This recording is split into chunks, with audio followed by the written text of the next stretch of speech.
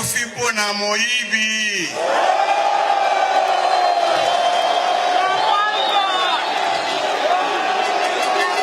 Bien évidemment, papa, les téléspectateurs de l'occasion télévision vous suivent. Est-ce qu'on peut savoir, on est devant qui? Merci, monsieur le journaliste. Je suis le président fédéral de la FUNA. Je réponds au nom de Pierre Zomba. Ok, merci papa Pierre Zomba. Les ennemis de Kinois, en particulier ceux de la commune de Kalam, se font remarquer. L'on se demande pourquoi cet acharnement auprès des bourgmestres de la commune de Kalam. En fait, c'est la question que les combattants de la FUNA se posent. Depuis que Charlie Luboué a pris la tête de la commune, on a senti une sorte d'acharnement venant de la hiérarchie de la ville, quoi. Il ne s'inquiète pour personne. On n'a pas voulu que la commune de Kalam soit gérée par l'UDPS. La preuve en est que lorsque l'ordonnance du chef de l'État est sortie, il y avait des langues qui se sont déliées pour dire qu'on ne s'est pas entendu ainsi. On se pose des questions. Est-ce qu'un gouverneur de la ville peut s'attendre avec le ministre de l'Intérieur? Parce que c'est le ministre de l'Intérieur qui propose au chef de l'État. Dès lors que le chef de l'État pose sa signature par une ordonnance présidentielle, et le débat s'est clos. Mais on n'a pas compris. En coulisses, il continue à travailler pour faire du mal au bourgmestre Charlie Lubouya. Est-ce un mal que cette commune soit administrée selon le vouloir du chef de l'État, Félix-Antoine Tshisekedi? Le mal de Charlie Lubouya parce qu'il applique la politique du chef de l'État. Il applique la vision du chef de l'État. Charlie Lubouya a hérité une commune en lambeaux. Une commune mal propre. Pas d'administration. Toutes les recettes de l'État, c'est dans leur poche. Et depuis que Charlie est là, en tout cas, on sent là chez le changement. Parce que Charlie, c'est le fils à Etienne Tshisekedi Omoloma, l'homme du changement. Voilà la raison pour laquelle on avait, au bourgmestre, c'était la commune de Kalam. C'est pourquoi, étant que numéro 1 de la FUNA, j'alerte tout le monde, tous les combattants de la FUNA, de se mobiliser comme un seul homme, de suivre de près tout ce qui se passe à FUNA en particulier et dans toutes les communes où les combattants de l'IDP gèrent ces entités-là, d'être aux aguets et de répondre à tout mot d'ordre que la fédération de la FUNA va lancer pour protéger la signature du chef de l'État. Voilà le message que je suis venu lancer aux combattants de l'IDPS en général et de Kalam en particulier pour le cas de Charlie Lubouya. Savez-vous que la commune de Kalam est, disons, la commune au centre, une commune artistique et historique? Veve son terre est là. Village Molokai, Papa Wimba, vous le savez, Jakarta, tout.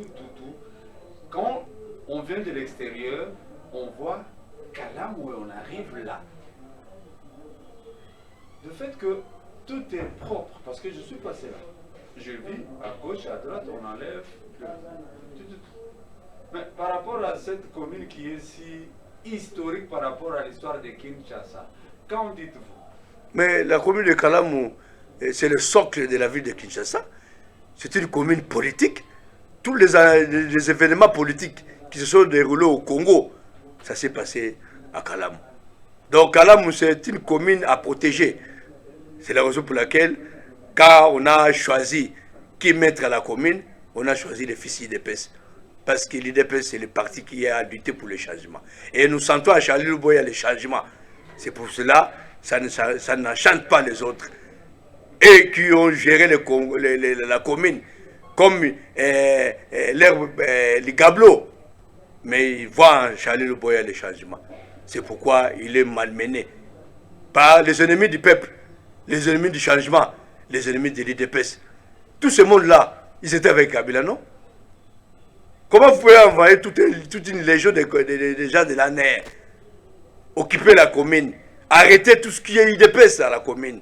Au moment où je vous parle, les combattants qui travaillent avec Charlie Lubouya sont à la NER. Pour quelle raison? On ne sait pas. Et le Charlie lui-même, il est malmené. C'est pourquoi nous lançons un OS.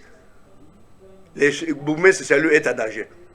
Nous demandons au chef de l'État, au ministre de l'Intérieur et à la hiérarchie du parti, le secrétaire général, de prendre ces dossiers à corps, au risque de nous emballer dans l'histoire des M23. Ça, c'est du M23. Pur et dur. Parce qu'ils ne sont pas contents du fait que l'IDPS est au pouvoir. Ils font semblant d'être avec nous, mais en coulisses, ils travaillent contre nous. Voilà en fait les messages que je vais lancer à travers la chaîne Yokaso.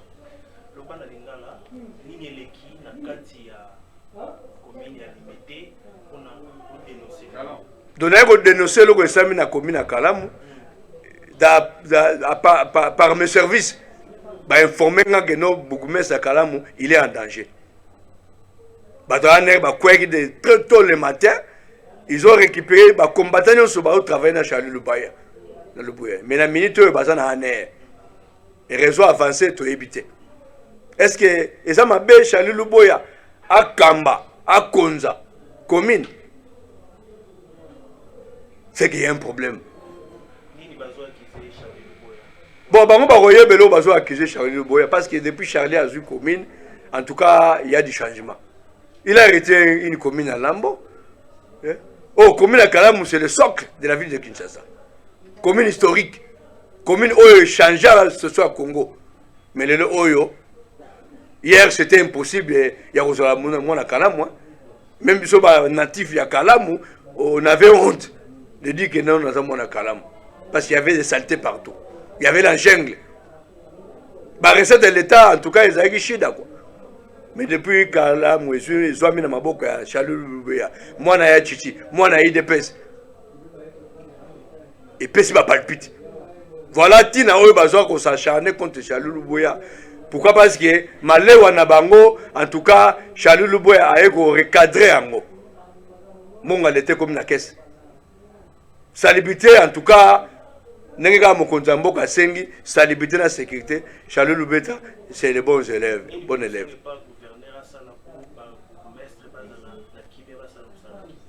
Mais atika bango tranquillité.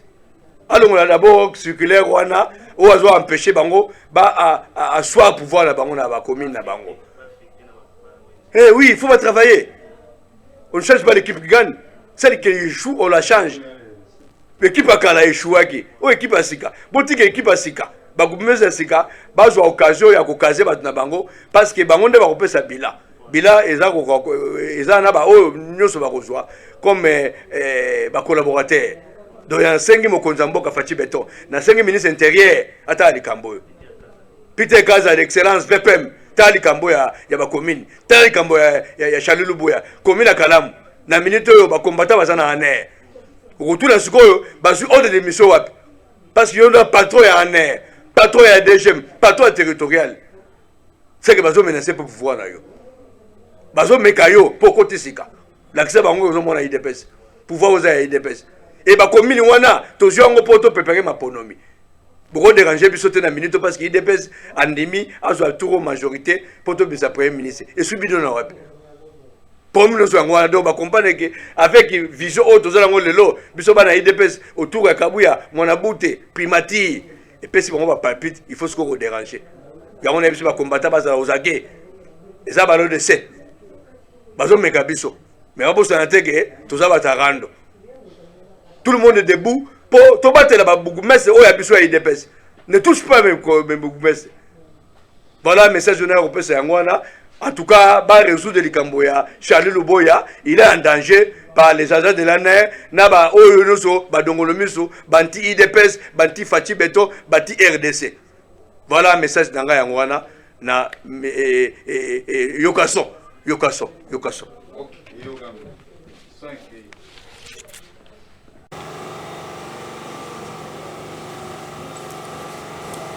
Oui, donc tout pense que pour l'endama solo nous allons Koloba RDC victoire totale avec union sacrée.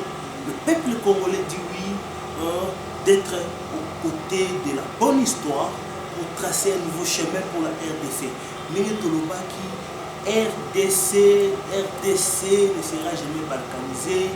Ma solo ya balkanisation ya RDC appartient au passé parce que le peuple congolais souverain, le souverain premier, premier souverain, c'est le peuple qui a décidé que la RDC ne sera jamais balkanisée. Donc soutenu pour la première fois de l'histoire, peuple congolais, ensemble avec les gestionnaires du gouvernement ou les gestionnaires de l'État congolais, dans la symbiose. Donc, même morale, de la tête aux pieds, du premier citoyen jusqu'au dernier, même morale, Congo et vous n'allez jamais balkaniser. Félicitations, chef de l'État, pour avoir réussi ce pari. Donc, le pari de l'union sacrée. Le pari de l'union sacrée. Merci au chef de l'État, c'est-à-dire nous tous autour de l'idéal. L'idéal commun, c'est être autour du chef de l'État, Félix Antoine Tshisekedi, qui a donné une vision. Nous allons travailler pour l'intérêt supérieur du peuple, rien que le peuple. C'est comme ça la vision du peuple. La vision du peuple d'abord. Permettez la tautologie. La vision du peuple d'abord est matérialisée. C'est-à-dire, dès que vous venez à l'union sacrée, on va sentir parce qu'ici, c'est une question de peuple. C'est une question de peuple. Ce que le peuple attend, c'est ce qu'il faut faire. Salut en côté, te mettre à l'écart, on continue avec ceux qui vont vouloir continuer dans cette histoire du peuple d'abord. Donc voilà un peu Vision Mokonzi-Mboka. Les stades étaient pleins à craquer. Franchement, laissez-moi vous dire, nous avons eu des difficultés. Donc, Balandi, les fidèles de Yokason, au Bozolanda Bisso, donc Bozo reconnaître parce qu'il y a des images que nous avons mis dans l'émission précédente de Bisso, comment les stades étaient pleins, comment lui-même, le PDG Yokason, a eu des difficultés pour Akota dans le stade. Donc, c'était une victoire totale. C'est pour dire, élection, vous avez le peuple dit oui à Fachi Béton, il y a d'abord tous les gars. Comme lui-même, Yokason, le patron de Feka Tendetumba, aime dire les candidats idéal. Donc, les candidats députés national idéal, il y a tout n'a pas tout. Il y a d'abord tous les cas. C'est-à-dire, au continent Ir de Yomotali, Fachi Béton, président de la République, de Feka Tende, député national.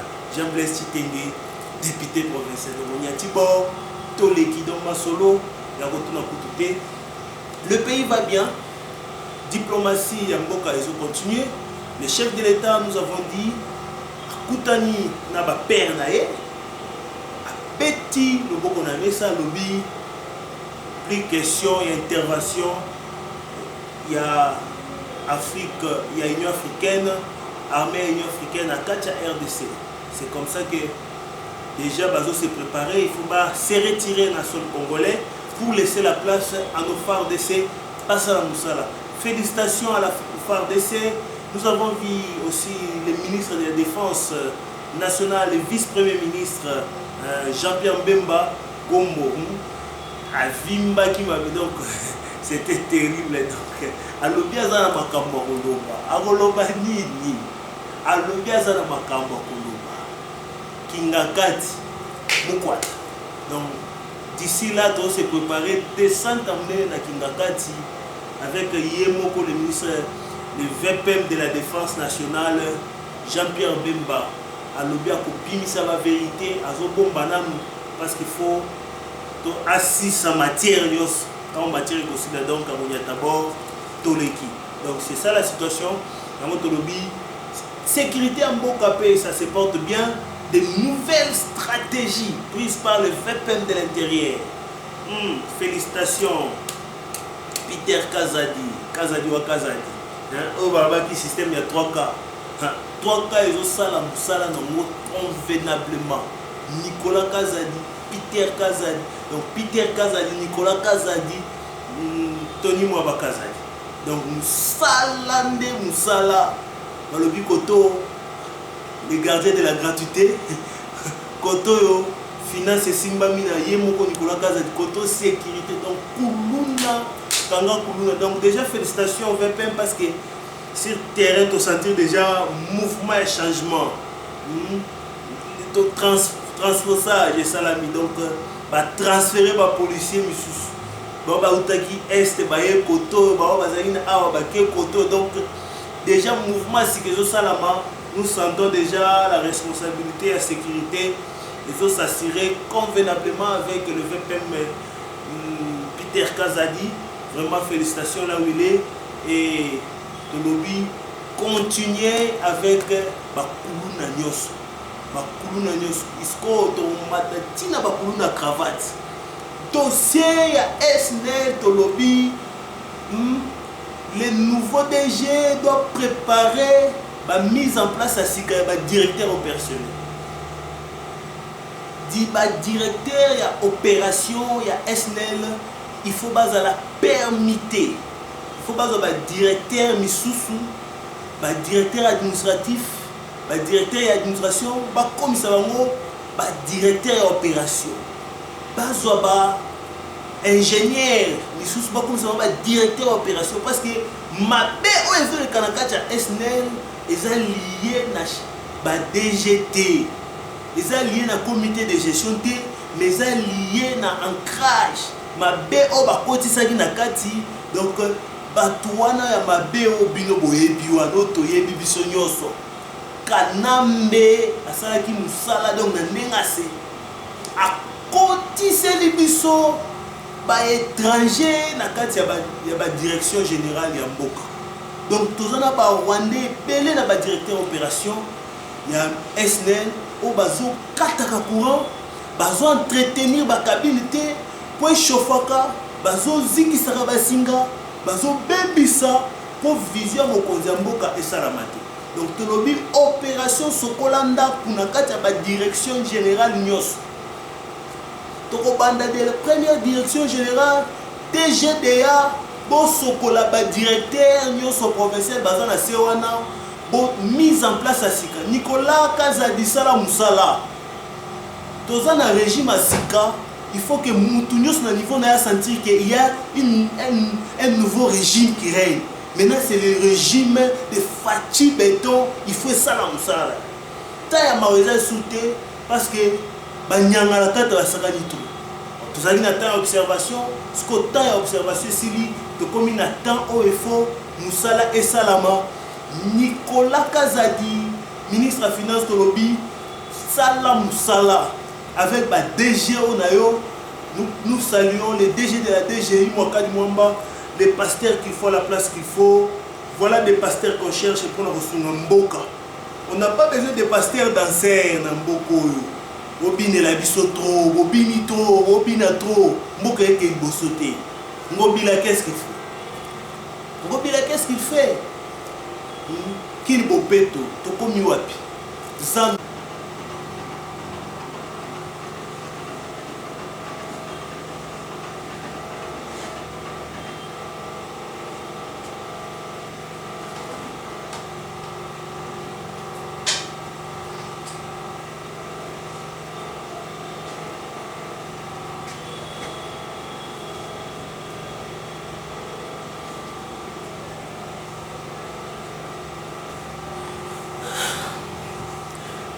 Bonsoir, bon après-midi à tous les téléspectateurs de Yokason,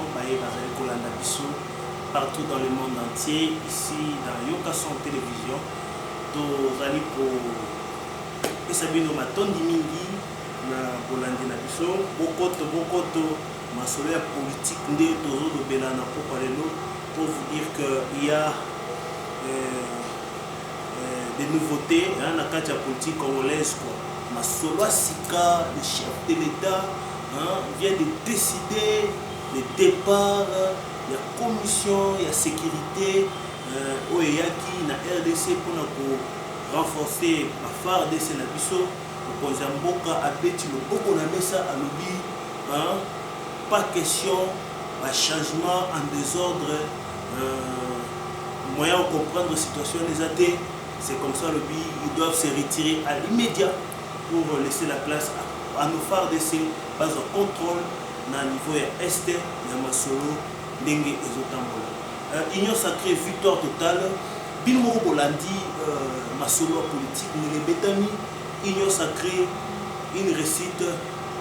Nous passons du bon côté de l'histoire, nous nous plaçons des bons côtés de l'histoire pour dire que maintenant, Bissonio sort ini autour du chef de l'État, Félix Antoine Tshisekedi Tshilombo, oyo a fongoli nteke, a panzi nteke, a batunyo sotokoti, pour sauver Mboka. Non à la balkanisation. La RDC ne sera jamais balkanisée parce que nous, les héritiers de la terre, non à la balkanisation, le Congo ne sera jamais balkanisé, la RDC ira de l'avant. Donc, topé sa chance, Nabana Mboka, Massoula Moutambola bien, Talakaka, Nyatabo, merci.